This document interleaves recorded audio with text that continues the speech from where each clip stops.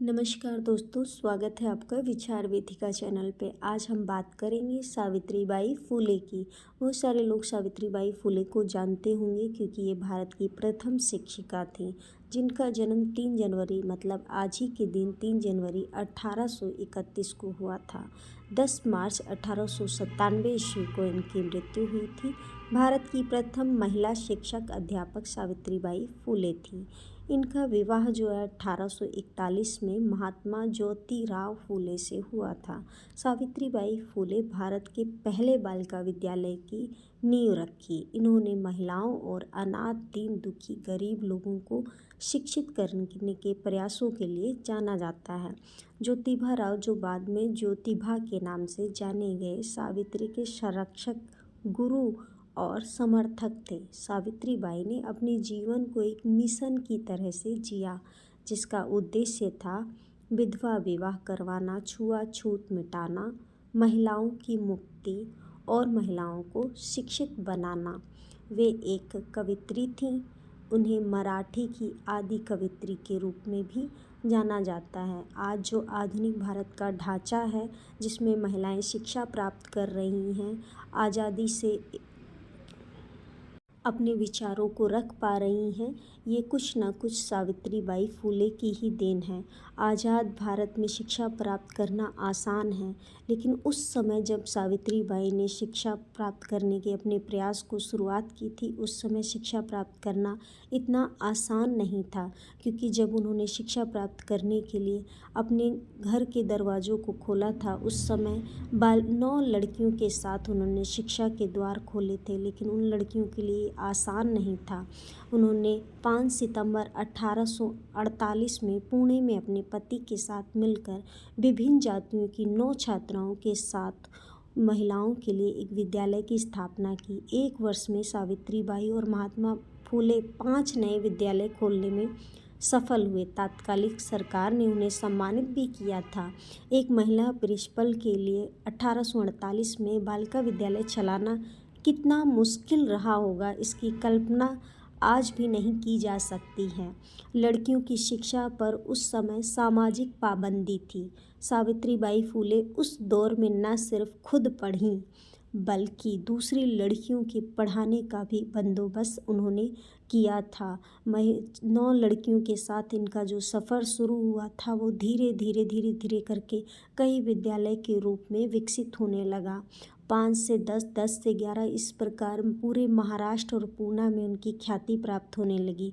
लड़कियां जो हैं घर से बाहर निकलने लगी, पढ़ाई करने लगी। ये ब्राह्मण समाज के लिए इतना कष्टदायक था कि उनके ऊपर कीचड़ उछाले गए, पत्थर मारे गए, लेकिन उन्होंने अपनी जो शिक्षा की रोशनी फैलाई वो आज पूरे भारत में फैल चुकी है। आज हम बात कर रहे हैं सावित्रीबाई फुले की, क्योंकि उनके योगदान के बारे में जानना सबके लिए बहुत ज़रूरी है, क्योंकि शिक्षा का जो क्षेत्र उस समय संकुचित था, आज इतना विस्तार पा चुका है कि आज हम बात कर रहे हैं सावित्रीबाई फुले के बारे में। उन सामाजिक मुश्किलों की बात करें तो वे स्कूल जाती थी तो उनका विरोध होता था। सावित्रीबाई पूरे देश की नायिका हैं। हर बिरादरी और धर्म के लिए उन्होंने काम किया था।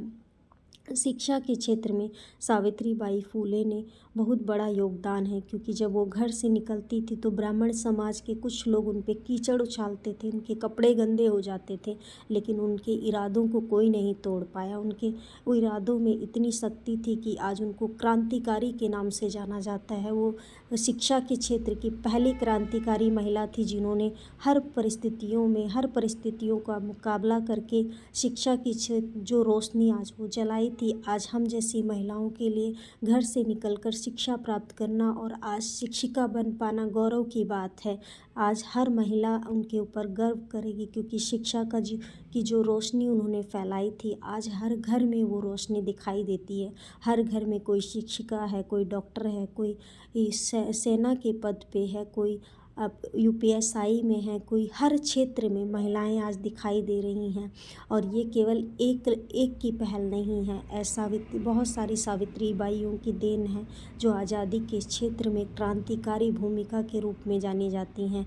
आज हम जान रहे हैं सावित्रीबाई फुले को, जो पहली शिक्षिका थी जिनकी आज क्रांतिकारी रोशनी ने पूरे भारत में शिक्षा की जो लौ जलाई थी वो पूरे भारत में आज फैल चुकी है।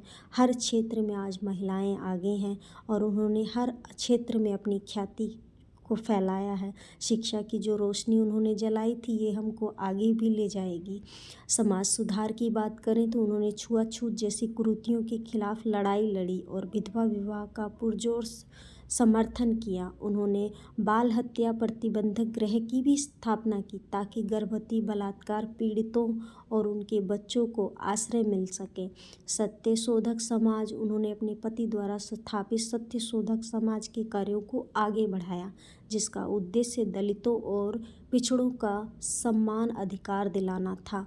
साहित्य, अगर उनकी रचनाओं की बात करें तो उनकी रचनाएं काव्य फूले और 52 कसी सुबोध रचनाकर शामिल है। इनकी 2 रचनाएं थी जिसमें है एक काव्य फूल, एक है 52 कसी सुबोध जो बहुत ही प्रचलित है। आज आपके पास ये किताब होनी चाहिए आप जिससे समझ सके कि इनके विचार के क्रांतिकारी थे। उनका निधन जो है 10 मार्च 1897 को प्लेग के कारण हो गया था। प्लेग उस समय इतना फैला हुआ था कि ये एक छुआछूत की बीमारी थी। प्लेग महामारी में सावित्रीबाई फुले की मरीजों की सेवा करते